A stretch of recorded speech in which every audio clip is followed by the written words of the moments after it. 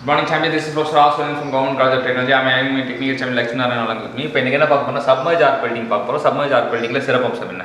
இதுல no inert gas is used. ஏன் இத no inert gas சொல்றாங்கன்னா டிக்லி மிக்லி inert gas யூஸ் பண்ணாங்க. இங்க வந்து inert gas யூஸ் பண்ண மாட்டாங்கன்னு சொல்றாங்க. அடுத்து என்ன பாயிண்ட்?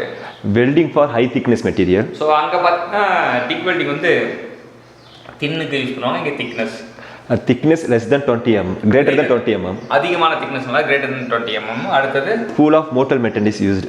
காம்படிட்டிவ் எக்ஸாம்ல இந்த pool of molten metalன்ற பாயிண்ட் தான் வந்து டார்கெட் பண்ணுவாங்க.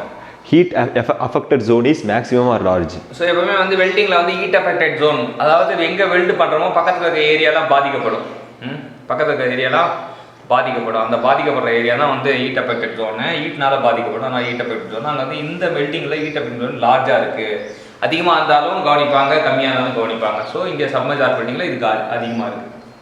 Restricted to horizontal welding only. இது வெர்டிக்கல் வெல்டிங் பண்ண முடியாது அப்படின்னு சொல்கிறாங்க. ஹரிசாண்டல் வெல்டிங் மட்டும் தான் பண்ண முடியும் அப்படின்றது ஒரு பாயிண்ட்டாக இது பண்ணுறாங்க.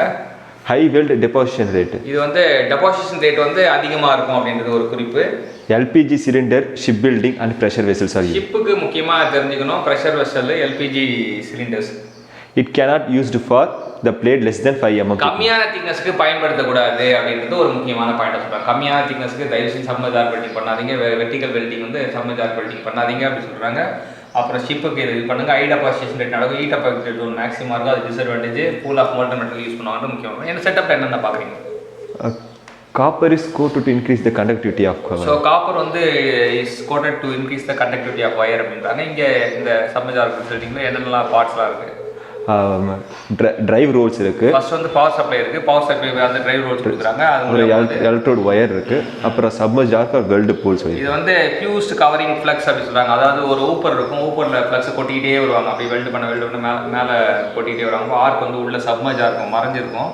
அந்த ஊப்பர் வச்சு கொட்டுவாங்க. ஸோ அப்போ ஆர்க்கு சப்மர்ஜ் ஆயிருக்கும் அப்படின்னு தெரிஞ்சா அங்கே வெல்ட் பூல் வந்து கிரியேட் ஆகும். அப்புறம் தான் வெல்ட் ஆகும் அப்படின்றது தெரிஞ்சுக்கலாம்.